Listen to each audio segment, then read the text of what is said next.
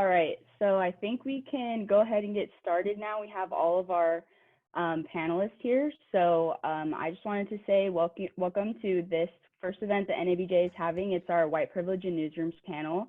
So what we're going to do is we're going to have NABJ introduce ourselves, and then we'll have each of the panelists introduce ourselves. We'll go over some guidelines for the discussion, and then a graphic, and then we'll jump right into the questions. So Kiara, do you want to start introducing? Yeah, so hi everyone. Thank you so much for coming. I'm Kiara. I'm the president of NABJ at the ASU chapter. Yes, and I'm Nicole. I'm the vice president. I'm Kayla Purnell, and I'm the treasurer. I'm Ivory Ward, and I'm the secretary. I'm Javon, and I'm the director of social media.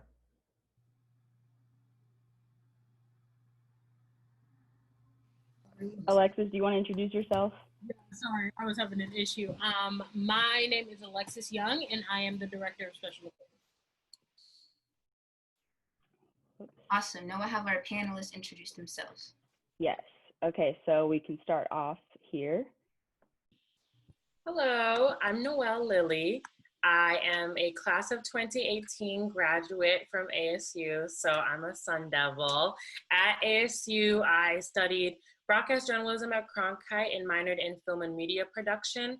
I was the vice president of NABJ during my last year at ASU, and I'm currently in grad school in New York City at the Craig Newmark Graduate School of Journalism, and I also work at CNN as a media leadership fellow. Yeah, I think that's it. Thank you. Now we can move on to Jamar. Good evening. My name is Jamar Younger. I am a president of the professional chapter of NABJ, the Arizona Association of Black Journalists.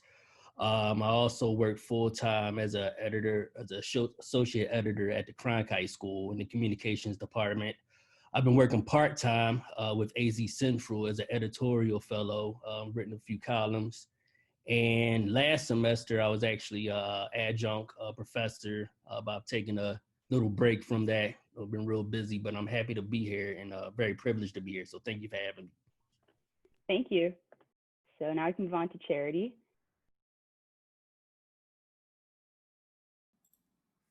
Hello, I'm Charity Bailey.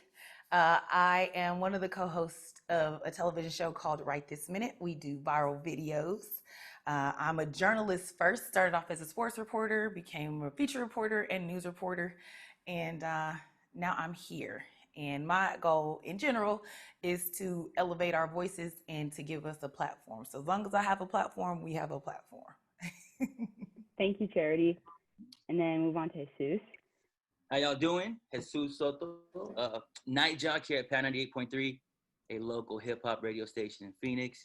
I've been doing radio my whole career, so I've been in the game for like 10 years. Thank you for joining us. Thank y'all for having me. Yeah, no problem. And then Susan. Mute. Hi, everybody. So good to see you. You look absolutely beautiful from this vantage point. I just want to say thank you for allowing me to be a part of this. I am the co-host of Sonoran Living, and I am the host and producer of Community Connection with Susan Casper at ABC 15, two-time Emmy Award-winning Community Connection. I've been in this industry for 26 years. I am so proud to say I am a journalist, and I'm more proud to say I'm an African-American journalist. I have been a member of NABJ since college at the University of West Florida. I am a former NABJ vice president and treasurer of chapters back in Tampa, and this organization is near and dear to my heart. And right now is when our voices, of course, need to be elevated and most importantly, heard. So I'm so honored to be a part of this panel tonight, and I look forward to a great discussion. Thank you for joining us. So before we get into this discussion, I just wanted to go over some guidelines. We're going to have all the panelists speak first because we have some questions for them, but towards the end, we'll be taking questions from the audience that you can go ahead and submit in the chat or use the raise hand feature. But I just want to respect everyone's time. So if you could try and keep your questions or your comments about things under 2 minutes, again, use the raise your hand feature. One of the hosts will pick on you. And then make sure your mic is muted if you're not speaking so we don't have any extra noise. And then just remain professional and respectful. We're all adults here, and we want to try and get the best out of this conversation because it's a very important one to have. So before we move on, I just wanted to let Retha introduce herself really quickly. Oh, yeah.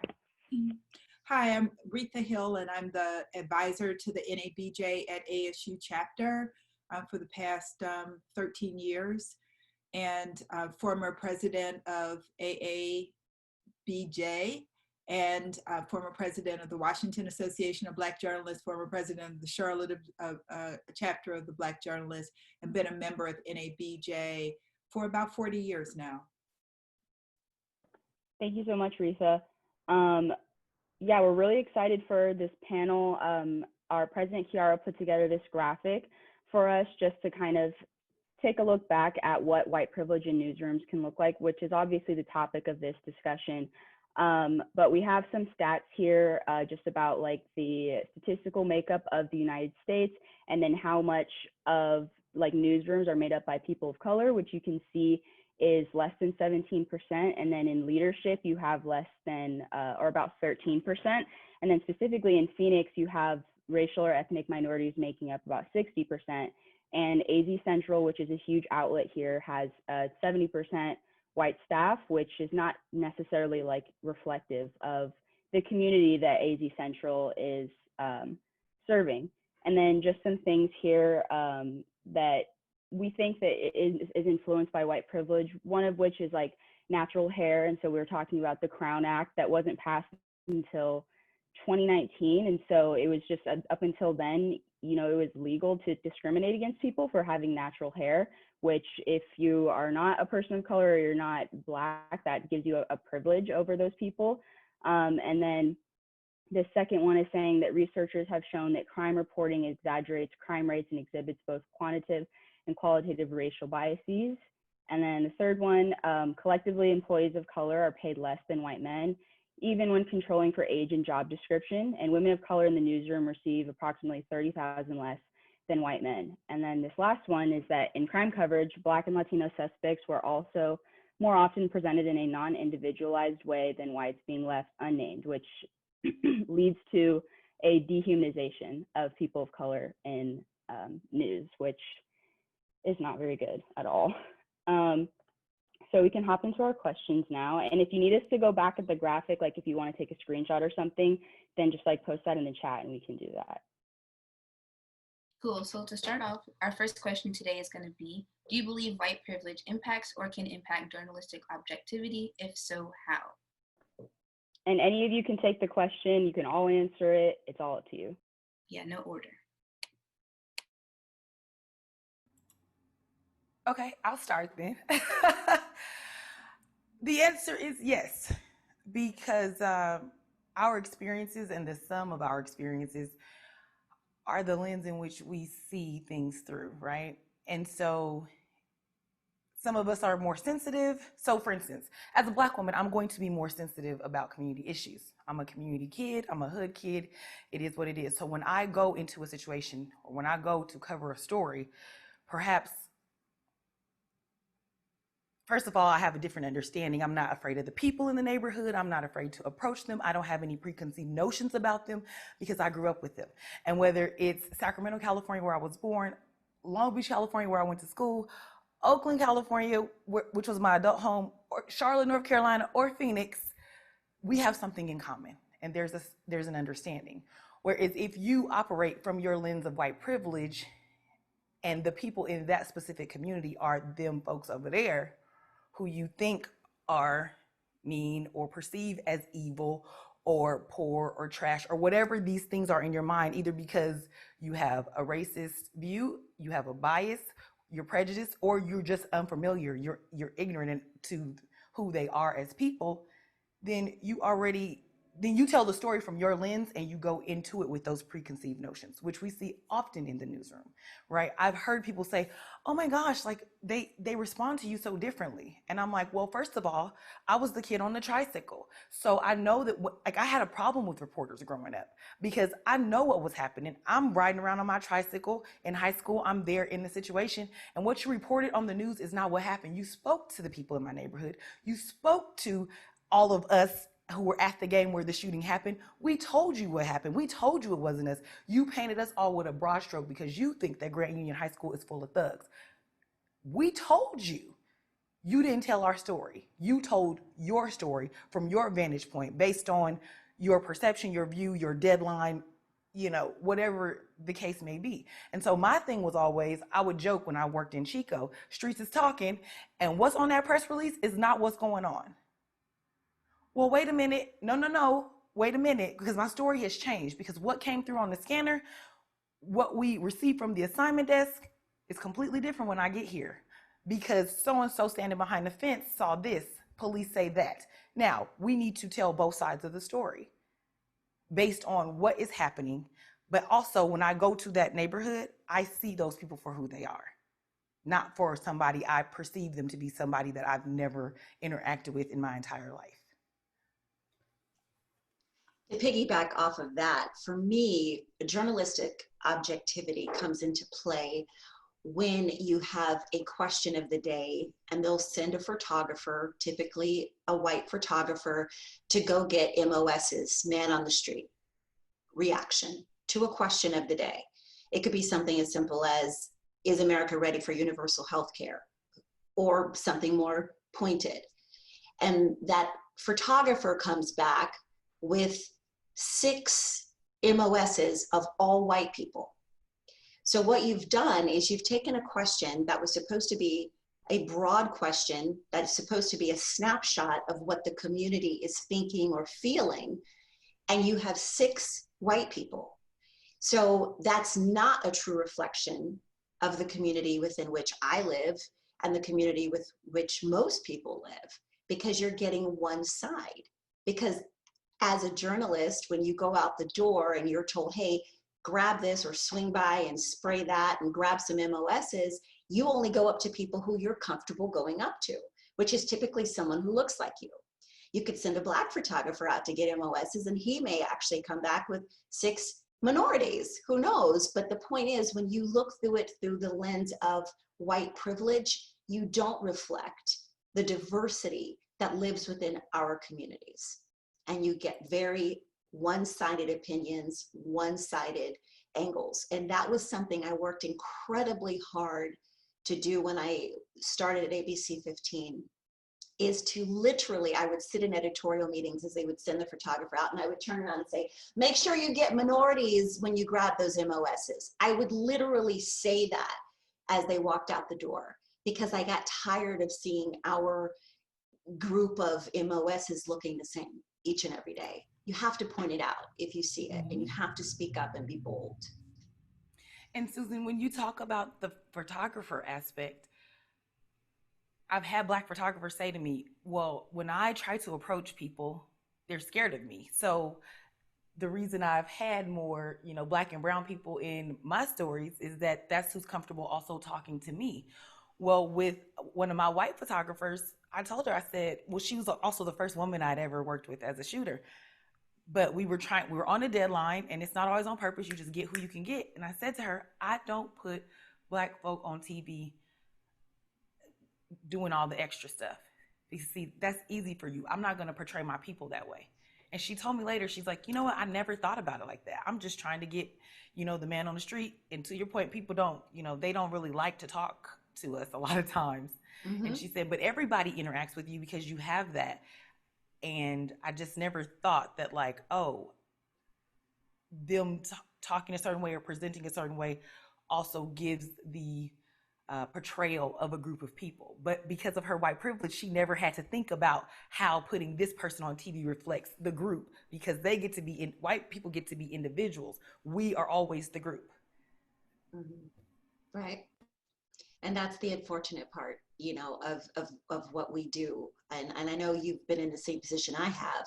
I will go the extra mile to make sure we find articulate people who reflect our opinion, who are educated, who are, smart. And it's so sad sometimes to see just in full disclosure, the people that sometimes get put on the air, you're like, oh my gosh, why did they get that person to represent us? But you're right. Sometimes it's the clowns. It's the people who are like, put me on camera. And those are the ones that are easy for them to get. You have to sometimes wiggle your way through the crowd and find the voice that is more universal versus the easy interview. Right. And all of our voices matter. Let's be clear about that. Not just the educated versus non-educated. But to her point, like, I don't need the next viral video clip, I think that's what we're getting at. All right, can we get Jamar's opinion? What's your opinion on the question? Get some different voices. First of all, yes, I do think it impacts journalistic objectivity. I was thinking about when Susan and Charity was talking, I was thinking about when I was growing up. I'm from Philadelphia. And I used to remember, like, when the shooting happened in my neighborhood, it was like maybe 30 seconds, on the newscast, or, if I was print people, it was like a 6-inch brief in the paper. But when it happened in like the suburbs, like South Jersey or somewhere, then it was always like, oh, it's like a 2 or 3 minute package of these people saying that never happens here. That's not supposed to happen here. And they used to always start getting mad at the TV, like, pardon my language, but where the hell is it supposed to happen, And then like, and if it was in the paper, it was a 20-inch story. So it was just like a lot of judgment, a lot of stereotypes of, well, that always happens in North Philly, that always happens in, South Phoenix, or that always happens in Maryville. But when it happens in Gilbert or Scottsdale, it's like, oh no, that's the story, And I saw that in my own newsroom, like, oh, if it happened when I worked in Tucson at the Daily Star, it's like, oh, it happened in the foothills. This story, it don't usually happen up there. It's like, where does it usually happen, And just like when I started working at the Daily Star, it wasn't me, but somebody else that made a comment that the only time they saw a Black or a brown person on the front page was either a welfare or a teen pregnancy story. And it was like, I remember when they made that comment, I was first starting there. So I just started noticing it, but I was like, yeah, that's kind of true. Like, we're more than that, So it's just like the reinforcement of a lot of stereotypes when it comes to who we are as a people, as well as where we live. Yeah, I think a really big idea that all three of you have kind of brought up too goes back to like representation in newsrooms too, because you're talking to people that like look like you. Especially, I really like the example with the photographer, Susan. I hadn't even like really thought about that. You're going up to people that look like you, just like it might be an implicit thing that you're doing, or it might be like a blatant thing that you're doing. But either way, if you had a newsroom that was more like representative of the people you're trying to cover, then you would bring in more of that representation. But Noel or Jesus, if you guys wanted to add anything, you can, or I can move on to the next question. I've never been like in a newsroom for the journalistic side of it, but I can compare that to like sales on the radio side, because a lot of salespeople, if they don't look like us, like me being Hispanic, if they don't go to my community, they don't know what they're selling, and they don't know how to talk to clients who may look like me. So they believe or think something else until one of us on-air personalities has to go speak to a client. So that's what I take it to, is like the sales side of it. If they don't know the culture or like the music on the radio station or who we're talking to, like the community, let's say Maryville or South Phoenix, like they think of those areas like, oh, don't go there. But why not? Like, I'm from West Phoenix. I'm from 27th Avenue. Like, why wouldn't we go there? That's where I came from. So that's what I take that to. Yeah, for sure. I can go ahead and move to the next question. So this next one is, what are some challenges that you have faced as a journalist of color? How do you think these challenges compare to the challenges of your white colleagues? I can take that one first. I think definitely journalists of color have a lot of unique challenges, particularly when we're covering issues and stories that could very easily happen to us or our family or someone that looks like us. My first job out of Cronkite was as a TV reporter for an ABC affiliate in California. And I at one point covered a protest where several families who were parents of people who had been killed by police were organizing, and they did a march throughout the community.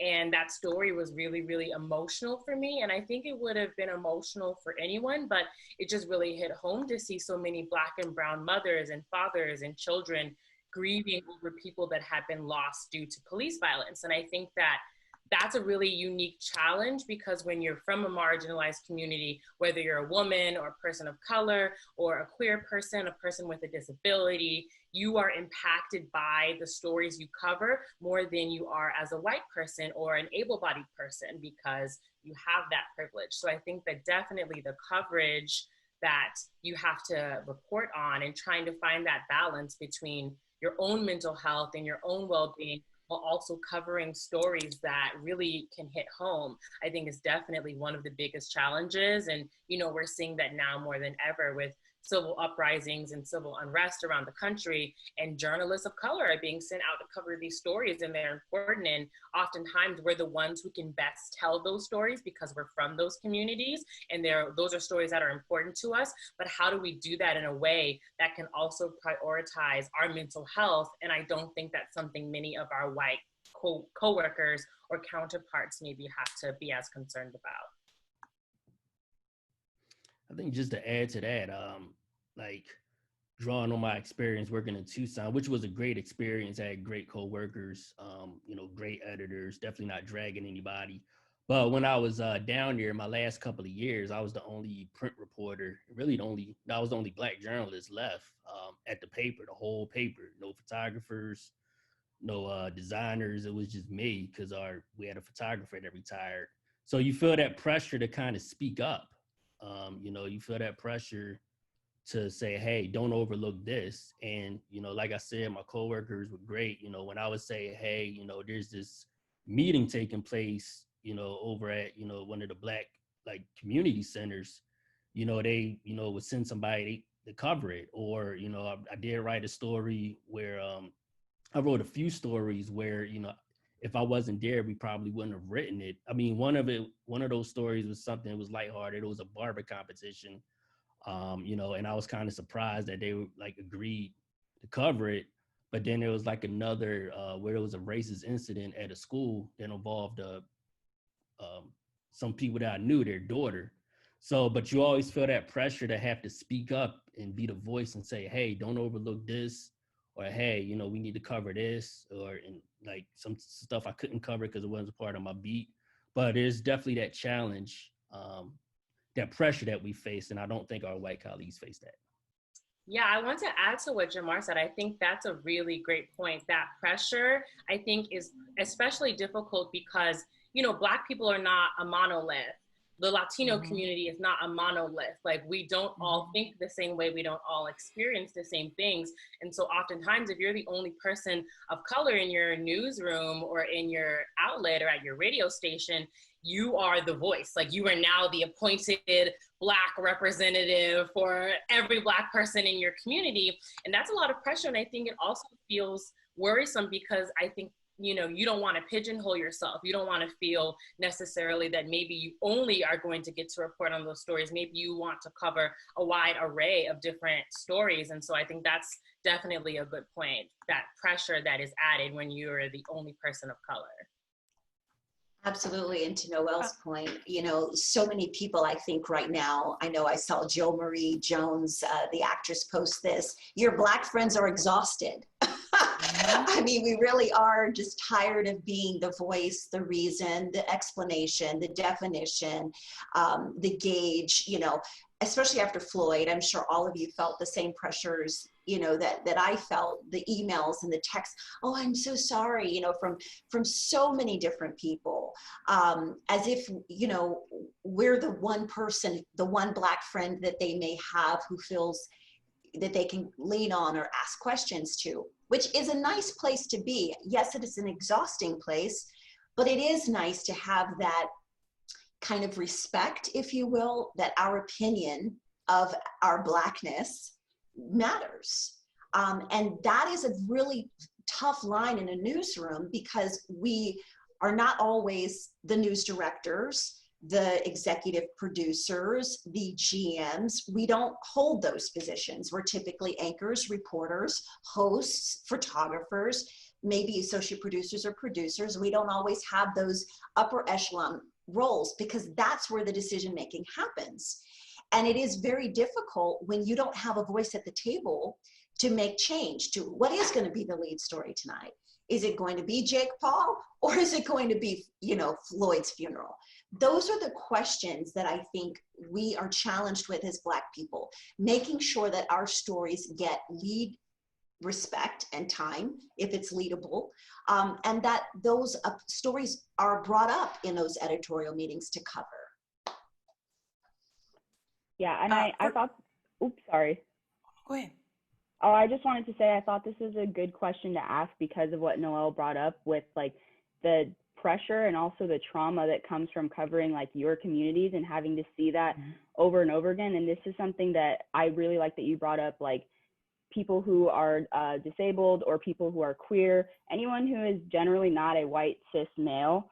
It is difficult to have to cover these things, and it's like you feel a pressure to be that voice for your community. And so I thought that related to white privilege in that regard, just for anyone who wants some clarification on that. Just for anyone, if you are a person of color, it's difficult going into that space and feeling like, especially when no one in there looks like you. Like, even if there are no other Black people or if there's no other person of color, period, it just is like a burden that sits on your shoulders. And I'm feeling that right now in school. Like, I need to get this degree so that I can be there and I can represent people in my community, but it's just like hard and it eats away at you. And that's something that our white counterparts don't generally have to deal with. But what were you saying, Charity? So for me, it's twofold. So we have the challenges that happen personally in the newsroom, and you have the challenges that happen in storytelling. So for instance, in storytelling, I was in Charlotte when Charleston happened. Right? And so it wasn't just Dylan Roof shooting up the church and killing 9 people. It was the Confederate flag, and it was the sister that went up there and like took that joint down, and then everything that came with it. And so for me, I was straight up. I'm like, listen, you can't send me to Charleston. I cannot separate myself from the situation. And in that particular moment, we have these people who have now come to the Capitol to protest. They are white supremacists. Like, they make no apologies for it. They are calling the police officers names. They are calling the other Black protesters coons. And if someone calls me an N-word, a B-word, a coon, any of it, I'm going viral because I'm hitting you with the mic. I cannot separate myself from this. And those of you who know me know I'm just very real and I'm very candid. And I'm like, we're not doing that. Like, I'm from California. I don't know how y'all do this out here, but this is not a space where I can shut myself off. I'm also very emotionally attached to some of my stories. So in the storytelling that came after that, they sent me to visit some of the families.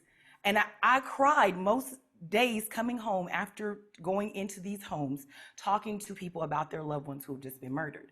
And I've gotten in trouble with news directors and with mostly news directors who have said, oh, you cried on air. Well, listen, I'm telling a story about 9/11. These people I interviewed a woman who was 5 minutes out from going to that building, got an email right before. I met a man whose brother-in-law went into the building and he was supposed to go into one of the buildings with him and ended up going back. I talked to so many different people. I talked to, some first responders who took things to the Pentagon. You mean to tell me that you want me to stand here stoic while these people are pouring their hearts out to me and go, thank you very much, now back to you? And I'm called unprofessional because I show emotion, but I'm also called unprofessional because I show emotion and I'm candid and I laugh with my people, and my hair is, is nice and free and curly, and I'm laughing from my belly, enjoying whatever story it is that I'm telling with them as I'm going live. So it's all of these things when it comes to the storytelling, but then you go back into the newsroom and there are things that my white counterparts do not have to face. They have the privilege of wearing their hair for how they want to, for the most part, in terms of like it being straight. Or, recently a woman went on Twitter and was like, I'm wearing my natural hair. Ma'am, sit down. It is not the same. You have curly hair. And for a million years, Black women have not been able to wear their naturally curly hair while you all go out and get curly perms.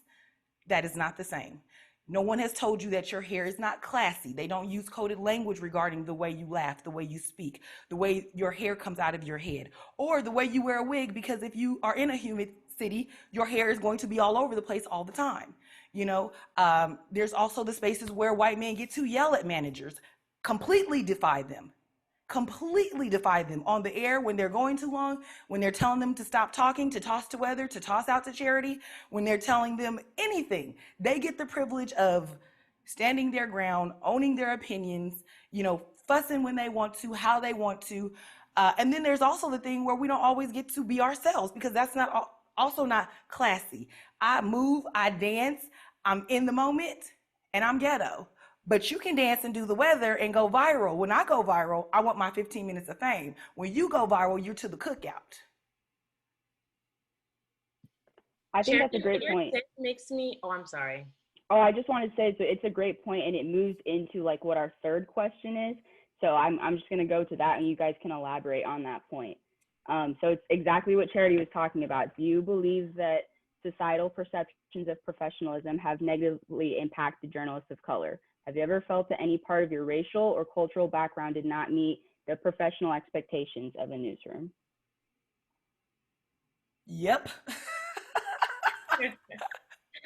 Yeah, I think the problem is that whiteness is looked at as the default. Like in this country, around the world, globally, part of the problem is that professionalism, what's seen as attractive, conventional, and professional is white. Like, so whiteness is the default, and the closer you are to that, the better off you are in these industries. And so I think that definitely that's a big part of the challenge as a journalist of color. And what Charity was saying at the last question, it makes me think a lot about that, because the kind of maybe opinions that you have, or the way that you might look, the way you wear your hair, the way your body type is as a person of color, as a Black woman, I can, speak for myself as a Black woman.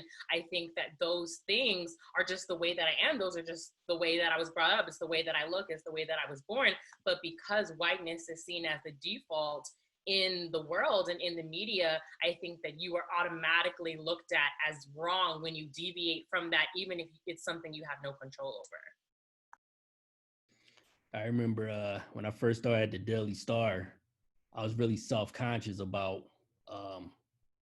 my accent, because I still had the kind of, I guess, whatever accent you want, the Philadelphia accent and the slang and everything. And I was always the type of person where, at least in college, where I felt like I can be who I am, and, I'm still, a reasonably smart person. Like, I don't need to forsake who I am, whether I'm wearing this was back in the day, so whether I'm wearing a throwback jersey or some Jordans or whatever, I'm not any less intelligent than anybody. But I got to the Daily Star and I just became really self-conscious about this is my accent, to the point where I was like, should I try to hide it? Should I change it? And it was just a struggle for a number of years. And it was crazy because I was having lunch one day with our cartoonist, a white guy, and he was like the one who's like, man, you ain't gotta worry about that, man. And I didn't need to hear that from him, but I still appreciated and just was encouraged by it. But I think we all live with that burden of, especially from a Black male point of view, of you talk like a hoodlum, you look like a hoodlum, and then you need to like change up so you can fit in more. So yeah, it's definitely just pressure there as well. I think over the years I've, learned how to, I don't need to balance it, but I'm still myself. But I already know that I'm not an idiot, so I don't need to start changing it up, so it's just something, but it took a while for me to really come to grips with that. Yeah, to piggyback off that, I feel the same way in radio. We're not on the TV screen as much, but like on social media, we'll be on screens.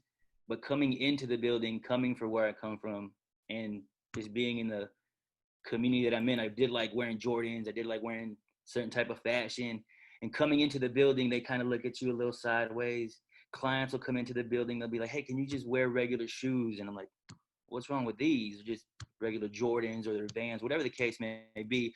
But they do kind of like subtly try to tell you like, hey, can you dress a little different? Can you not wear your hat? Can you comb your hair? And it's like, but that's not who I am. How do you want me to pitch myself to a client or to an audience if that's not who I am. Like, again, I'm just taking it back to the clothes we wear. At least in every radio station I've worked for, it's normally a cluster. There'll be like 3 or 4 radio stations. And in this building, we have 2 other radio stations who are predominantly white. And seeing our counterparts to where how we dress, they definitely make a comparison. Like, hey, we got this client coming in. Can you guys just wear something casual? But their casual to my casual is totally different. So I can already tell what they're trying to tell me by saying that. So that's what I take it to. Well, your casual and their casual is pretty much the same. It's just that your casual is not accepted and theirs is. You go to the Bay Area and white boys walk around in t-shirts and sandals and, you know, whatever it is they want to walk around in. And they come into the meetings. You know, one of my girlfriends recently said, I think this was like last year, I'm going to start approaching everything like white men do. I want it, it's mine. The end. I'm going to show up. Clearly, I'm going to be professional, but I'm going to show up as me. And my thing is, I am who I am. And at this stage in the game and at this point in my life, I'm going to change for the better, but I'm not going to change because you don't think that what I bring to the table is acceptable, right? You hired me for the way I speak, for the way my hair comes out of my head or the way I add it to my head. You hired me because of my style and you hired me because of what I bring to the table. So to then try to change me because I don't meet what you see or what you think is a no, right? And it just, no. Because again, white boys can wear long hair, but if you wear your fro or you wear locks, you're a thug. You're not acceptable, you know? So, no, at this point, I'm me. You get what you get. You know what you hired. And I fought for a long time to get here. And I'm finally in a workspace that says, off the top, they were like, however you want to wear your hair is how you wear your hair. We love your laugh. We love your clothing. We love because we hired you to be you, because there are groups of people who will watch our show and see themselves in you. You represent them. Great point. And until more I'm so sorry. We have a few people that raised their hands. I'm assuming the questions are probably going to be towards you. So whoever raised their hands, could they do whatever, say the question whatever they want and say their name? Hey everybody, I raised my hand. Greg Moore, Arizona Republic. I'm an opinion journalist. Hey Charity, what's up, Jamar? I don't know the rest of you, but thank you for this panel so much. Charity, your girlfriend is trying to channel white men. Sometimes I try to channel you, right? Like sometimes I'm just trying to bring that passion into what I write because it matters. The question I have for you guys, though, I wrote something about Daniel Cameron today. He failed Black people. He failed the people of Kentucky. But I'm curious how we balance the need for allowing diversity of thought within the Black community, because there are going to be Black conservatives. Colin Powell is one, there's plenty. How do we allow for diversity of thought within Black community, but at the same time, maintain the standard that we've always trying to held for ourselves, that we're trying to keep the ladder for the next generation to come behind us? This is a real duality there, and I'm curious how we balance it.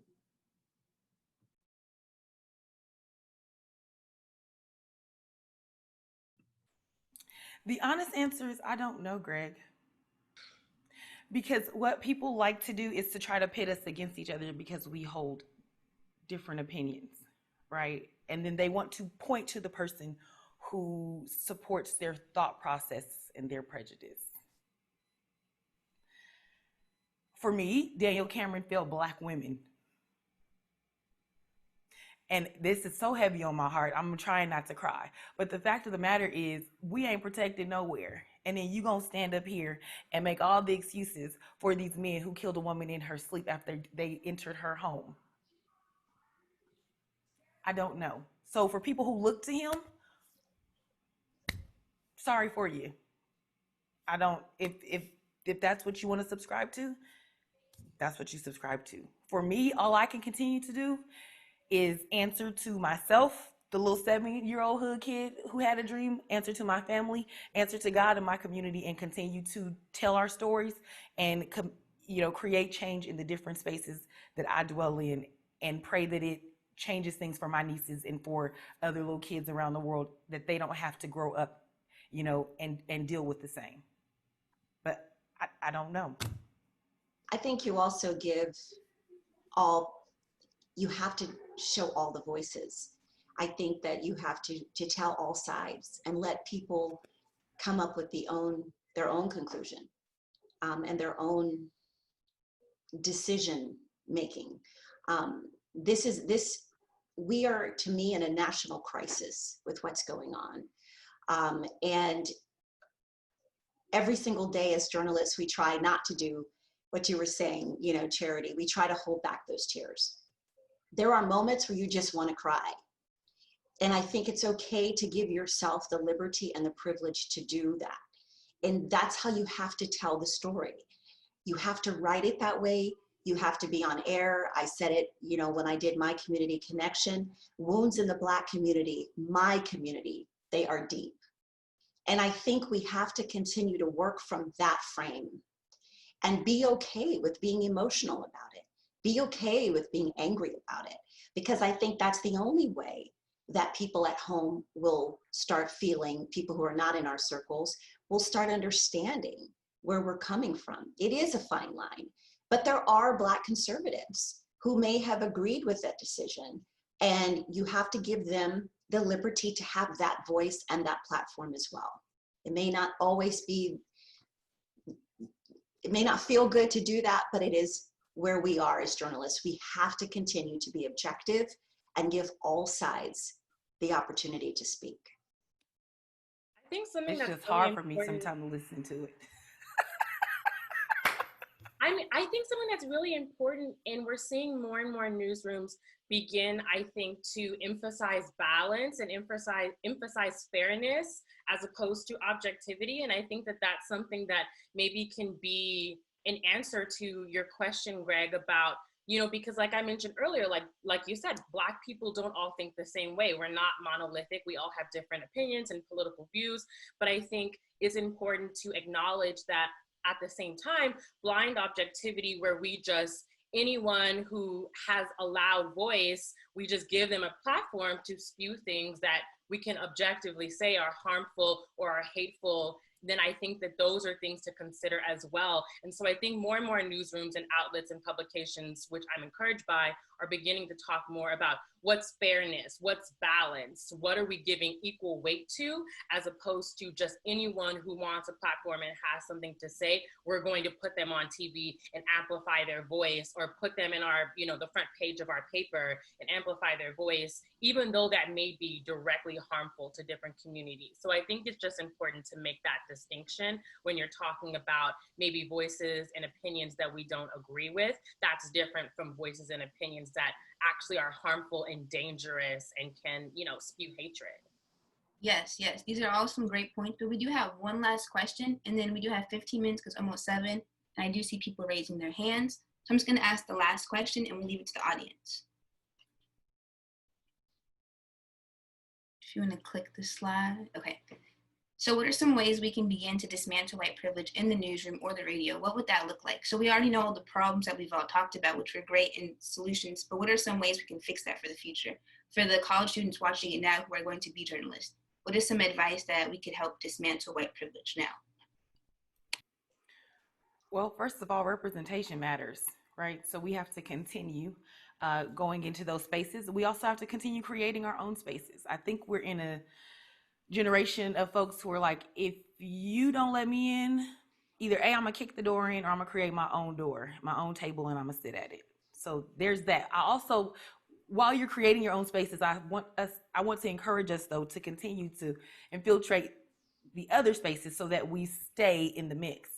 But also, I think that we need to continue not only having these conversations, but leaning on our allies and bringing them into the conversation. Because it's one thing for us to sit amongst each other and talk about white privilege, but until I bring this to my white colleagues, my white friends, I think I told y'all at the top of the call, some of you might have heard me saying this morning, I got on and I said, I'm not okay. When my dad died, I told my co-hosts, my executive producers, I'm not okay. I'm grieving. Well, today I'm grieving Breonna Taylor, and I was grieving Ahmaud Arbery. And to Susan's point, I'm emotional on the air, and sometimes they leave it in and sometimes they don't. And sometimes they give me a break. But like, I need to bring this no more strong, no more just showing up to make TV. The people who are close to me, whether they're in friendship circles or circles of work, they need to know I'm not carrying this burden by myself anymore. I'm giving it to you to carry because your ancestors created it and put my ancestors in the system that I'm still trying to fight. And so I think that we continue to do this, but we, like I said, we kick in and we ask our allies for help, and we bring them into these conversations, and we ask them, what are you going to do to dismantle white privilege and prejudice and bias and to make it better for me and my family like it is for you and yours? We also have to continue to have amazing story ideas. I don't hear that term used a lot. It was used a lot when I first started in the industry 26 years ago. Story ideas, story ideas, story ideas. You have to come to the table ready to tell those Breonna Taylor stories from a different angle, from a different perspective. You have to be the voice of great storytelling. And that sometimes isn't always looked upon as, if it bleeds, it leads kind of mentality in a lot of newsrooms. And they say, well, that story, may take a couple of days to develop it and come to the table with great emotional, needle moving type of dialogue so that these conversations can continue in someone's home. After your story airs, they're sitting around the dinner table talking about, oh, I didn't think about it from that perspective. I didn't look at it like that. We have a tendency to just do headline things, but we have to continue as when we're in our churches, in our homes, in our, at our friends, fellowshipping, take some of those ideas to the newsroom and tell those stories. Tell the story of the Black business owner who might be losing her job because of COVID, or tell the story of a Black, person from a different perspective that maybe they didn't see before. And that way people who work with us will go, wow, that's a really cool way of telling that. I had never thought to tell it through the eyes of how a minority would feel in that instance. That's how we can continue to break the stereotypes.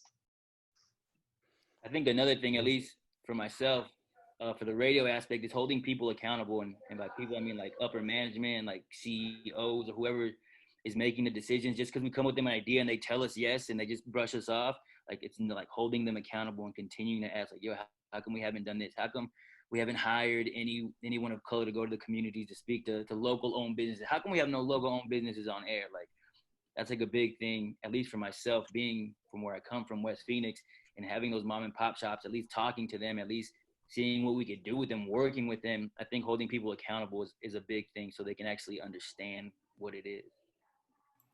And what you're saying is really important because also I think we forget that when you do have the heart of your executive producer or the heart of your GM, you're in a position to speak directly to them, then you have cracked the door open and you can go in and say, you know what, this is what's happening in West Phoenix, we need to be there.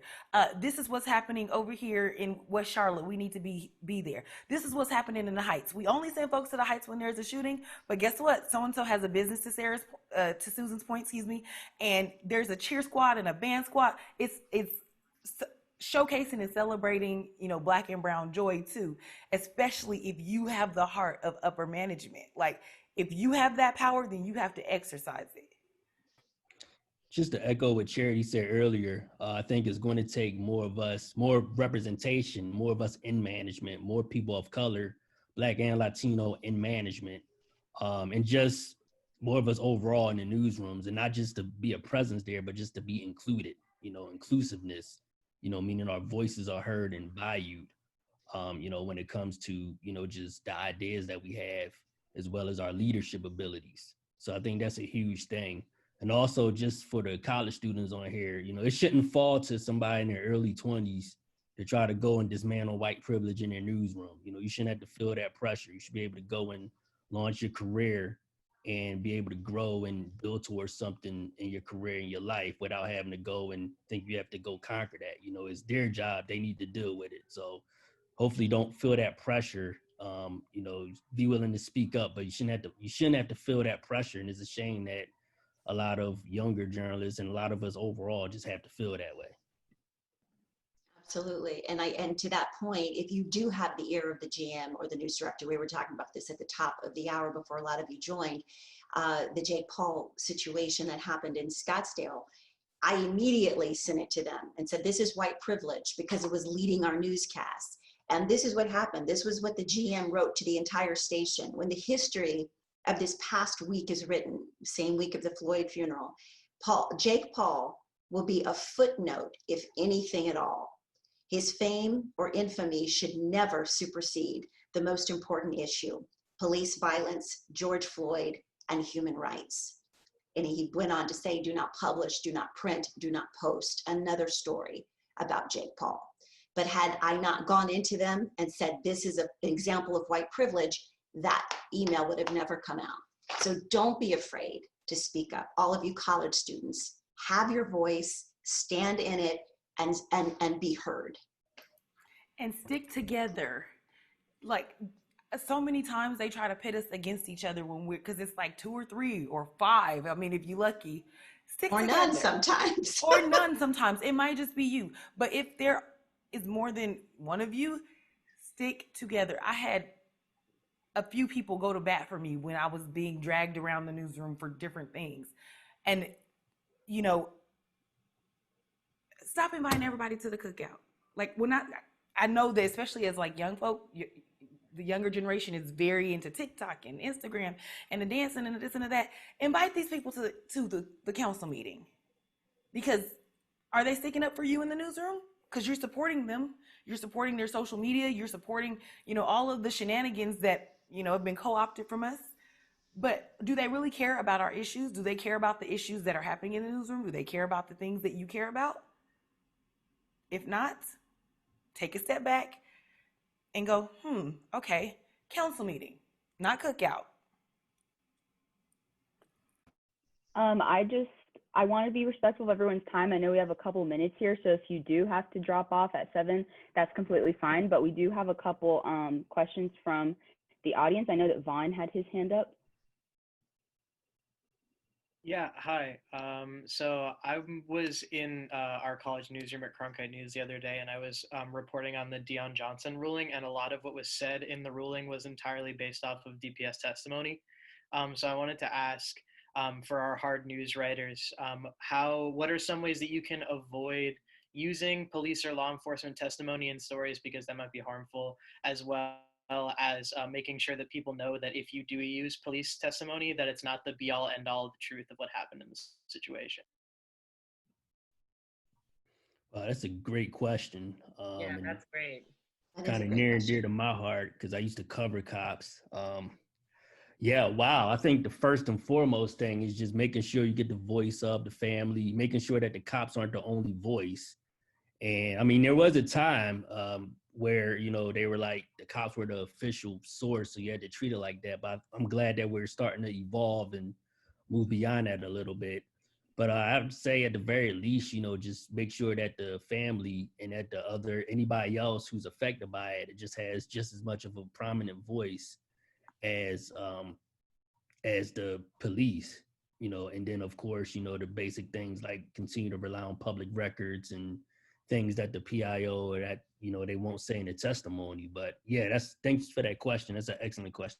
That is a great question. And even talking to former or retired police officers sometimes is a nice voice, because they're not feeling the pressure of being in, you know, behind the badge at the moment, but they can give you perspective from a law enforcement angle that maybe doesn't come with all the weight that an active police officer would. But that is a great question, and good for you for wanting to disseminate the two, you know, for not wanting to say according to police, DPS says, you know, because we read a lot of that too. But the family is always going to be a winner too. If you can get the family, that's always the heart of it. And it's also about being fair and balanced. Go ahead, Noel. No, sorry, you go ahead. No. I was just, it's about being fair and balanced, right? So, yes, police say, but also here's the other side to the story. And to Susan's point about bringing in someone who maybe is not attached to the story, we see often on ABC 15 and other news outlets where they'll say, well, we brought it to this attorney who says that, and they explain, maybe the law around both sides so that you get that kind of perspective as well. Mm-hmm. And maybe even going to, if you can't get the immediate family right then because they're still maybe heartbroken, go to another family who maybe, and it may take some archiving to look it up, another family who lost a child to police brutality. Mm-hmm. Tell it from their angle. Maybe 2 years later, they're healed a little more, so maybe they can come from a different perspective, but still the pain is there, but they're not immediate because some family members will not talk right away. It just is what it is. So maybe going and finding, neighbors are finding, someone who's been in the shoes of the victim.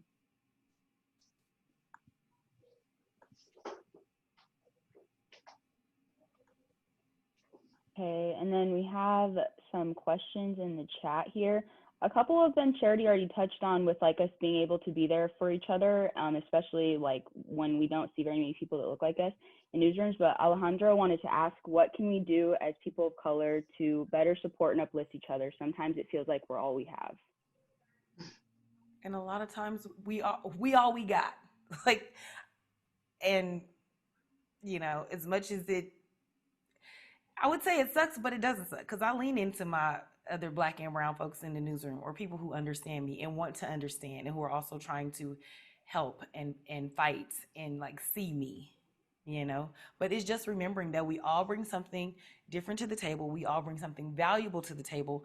And again, we have to stick together. If you see somebody, dragging your Black or brown counterpart, you stop it. You speak up for them in their absence.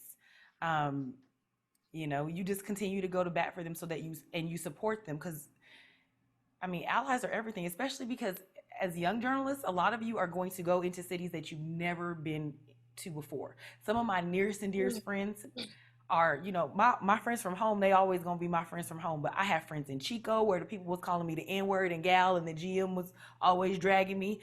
Those are my friends to this day. We've been friends almost now 15 years or so.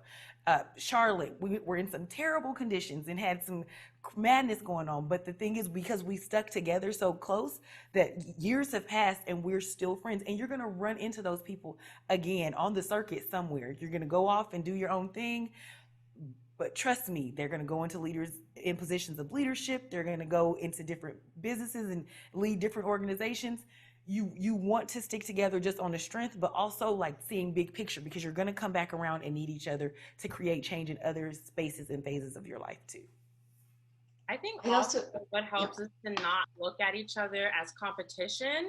And of course, we're in journalism, and so we're in media, and it is a competitive industry. But I think a big problem is that sometimes we're so busy feeling like, and that really is a function of white supremacy as well, that we feel like only one of us can make it, only one of us can get into this spot, can get into, to a certain level, as opposed to all of us. We want to make room for more and more of us, and it becomes kind of like a fighting over the breadcrumbs when there's a whole loaf of bread over there, but we don't see it because, again, that's a function of white supremacy, this idea for us to compete against each other as opposed to lifting each other up. So I think trying to unlearn that is challenging, but that's something that can really help as well, because one of us doesn't have to be the only one that can make it. We can all make it. It doesn't have to be a rat race to the bottom. Right. There's enough pie for everybody. And as you've been in this industry, as long as a lot of us have in the beginning, it does feel, it's just instinctive to be the lead story, and that competitiveness is there, but there is enough for everybody. And I will encourage you, I think it was Alejandra who asked this question, find some mentors, find people who you can call on their cell phone, who will answer and be able to encourage you. I have to say, Retha, who's on this call, is a phenomenal asset for all of you. Because she's been around a long time. She knows a lot of different aspects of this industry, and she's someone who can give you the truth. And sometimes we don't want to always hear that, but she will do it in a way where you will grow from it. I still have mentors from 26 years ago that I call on and say, okay, this happened to me. What should I have done? Was this the best way of handling it? Because they're going to be honest with you, and they're going to also lift you on those days when you don't feel like, you really want to go into the newsroom because of whatever. So really find great people to surround yourself with who are in this industry, who can give you some tips and tricks and secrets and all of that. And be prepared, for the highs and the lows, because there'll be a lot of both. And can I just second what Susan said? Become a member of the professional association as soon as you graduate.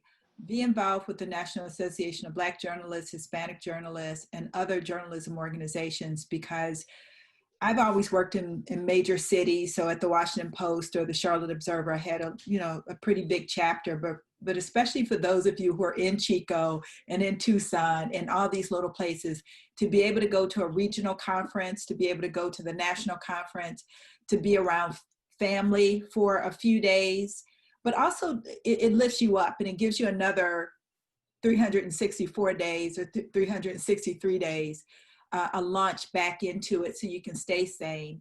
But also, NABJ has been around for more than 40 years. There are people who've been managing editors, news directors, station managers, the top of ABC, NBC, CNN.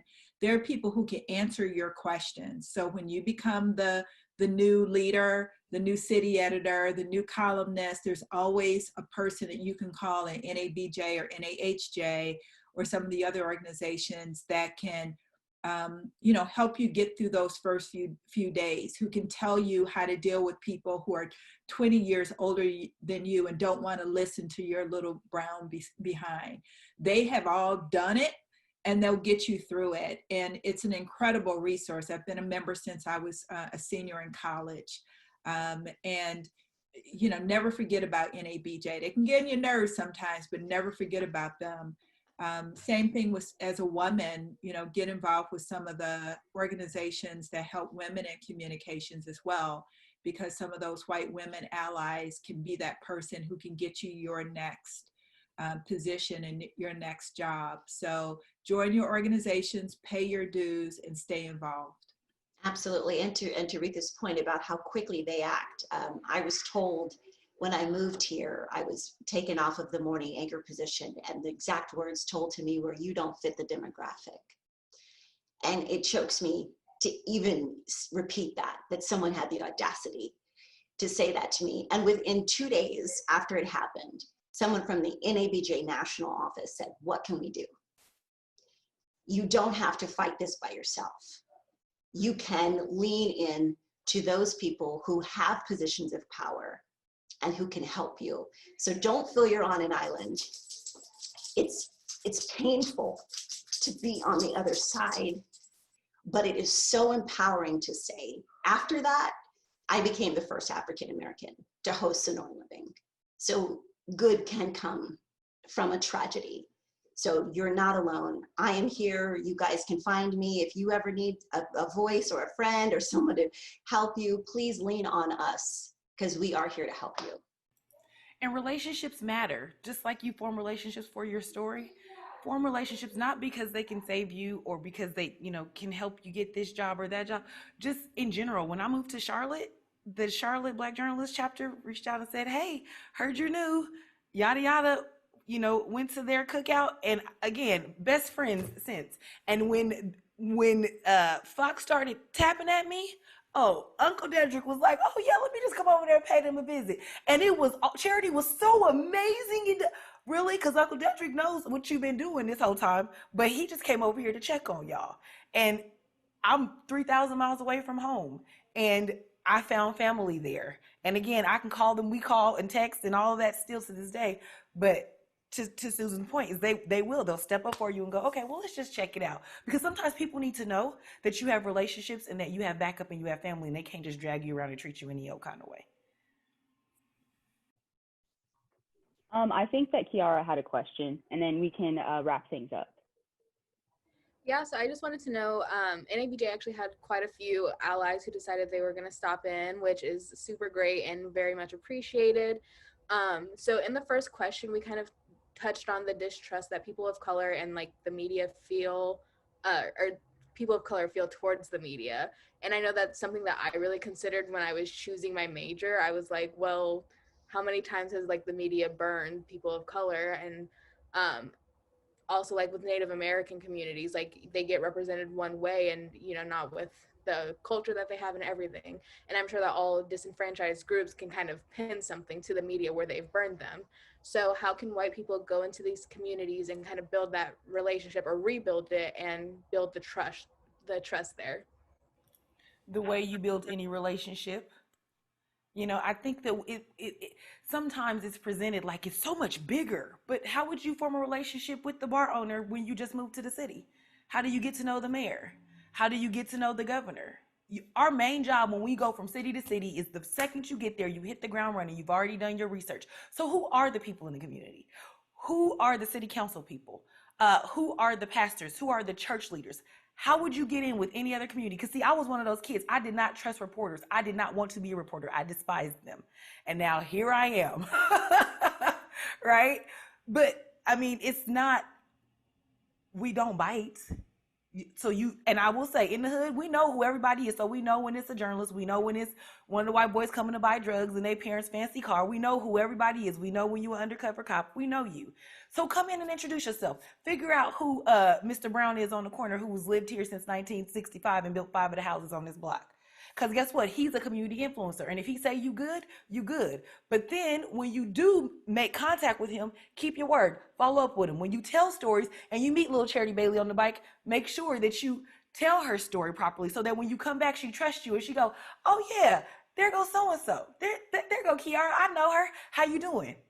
And then she could tell everybody else that you're good. I had a friend in Sacramento, or we were together in Chico. And she moved to Sacramento and she told me they set me up. They sent me to your old neighborhood at 4 a.m. after a shooting. And everybody was talking crazy to me. I went to the barbershop. I said, hey, yo, y'all know Christina Lee?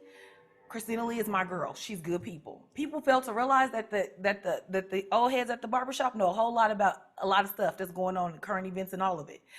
But see, again, y'all see the journalists. I'm a little hood kid. So I went to the neighborhood. I told them. She comes back the next week and they're like, hey, yo, UK Lee, I got you. She automatically has an in.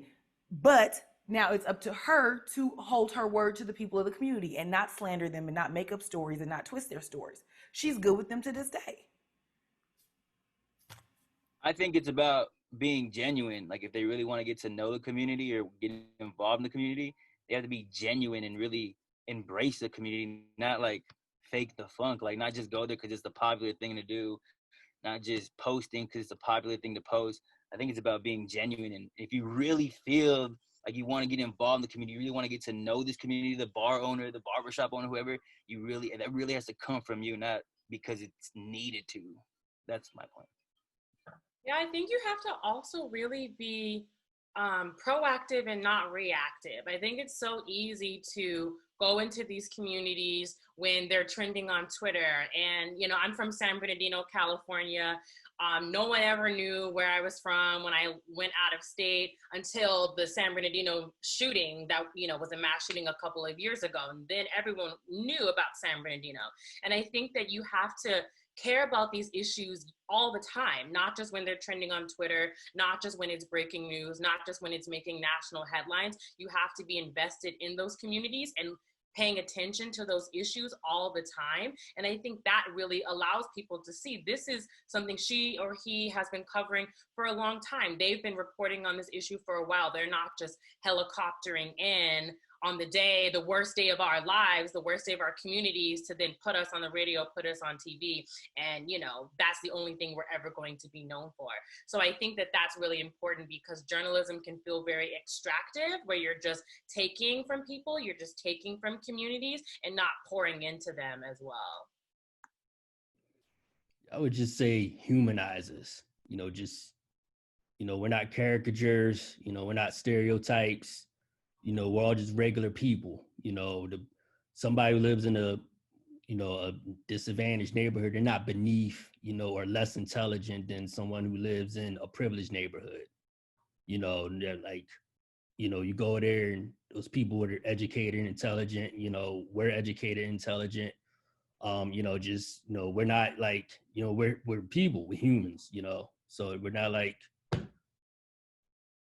yeah, you know, just humanize us, you know, we're not caricatures, we're not stereotypes, you know, just treat us like you would anyone else and treat us with the same respect that you would anyone else.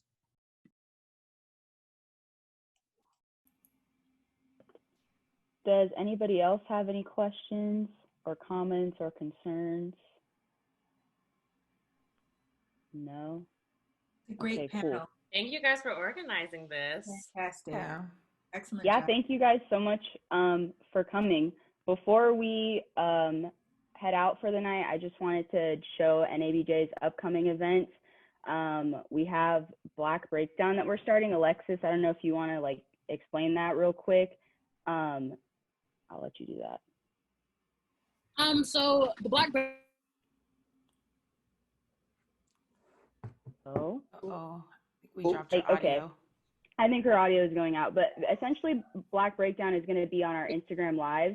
We're going to be trying to do it on Sunday, where basically we just break down some type of media content that is pertaining to the Black community. And we want to do it in like a super nonchalant way. I think this first series is going to be on this podcast that Alexis really got into about presidents and like secrets about them that you didn't know and like how that relates to our community. So our first one is going to be on the 27th at 3 p.m. And then we have a general body meeting coming up in October at 7. And then another Black Breakdown that will be the 18th. We haven't decided the time yet, but we'll keep that updated on our socials.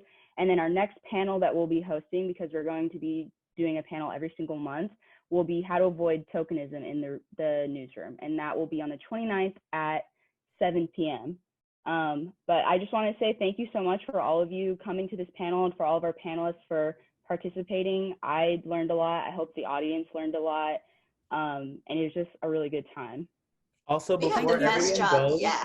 I would Yeah. like to ask if we can just everyone that's available, just turn their camera on. I'm going to take a quick picture of everyone here, and then Nicole, if you could stop sharing your screen just so I can get like a gallery view of everyone, that'd be awesome. 1 second. So while you're doing that, Susan mentioned it earlier, but we're here to serve you as well as students. And so if you need me, you can email me. My social is Miss Charity Bailey. You can DM me, whatever it is. If you have questions, if you need help with anything, you know, holla at me. I'm here to Absolutely. serve you. I'm taking a picture as well, but I just have to say, this is the best career ever. I mean, I know this has been a heavy conversation, but every single day, I've never worked a day in my life because I'm doing what I absolutely love. If you guys have just any desire to be amazing at what you do, let your voice, let your strong writing tell your story, because this is truly an unforgettable profession and we all have a stake in this game. So let's continue to write great stories. And you all are, I'm just so impressed with all of you young people who are coming out today. Yeah. Journalism is very different today than it was when I graduated, and you all are incredible and amazing and smart. And I just say kudos to all of you. I'm on the downside of my career. You guys are on the upside, but congratulations to you. You guys are amazing. Hey, Elizabeth, I thought I saw your name in there. Elizabeth was one of our interns. Deb, were you able to take the picture, or do you want us to all smile? Okay, we're cool. Yes, I was able to you get took it. All right, we'll take another one. Can we do it again? Yeah, we'll take another one. We'll take another one. I was paying attention. Okay, everyone hold it for like 5 seconds so I can click to the second screen too. Okay, ready? 1, 2, 3. Okay, one more. 1, 2, 3. Awesome. Thank you. Thank you all so much for coming. Have a good rest of your evening. Bye. Thank you. Have a good night. Bye-bye. Bye-bye.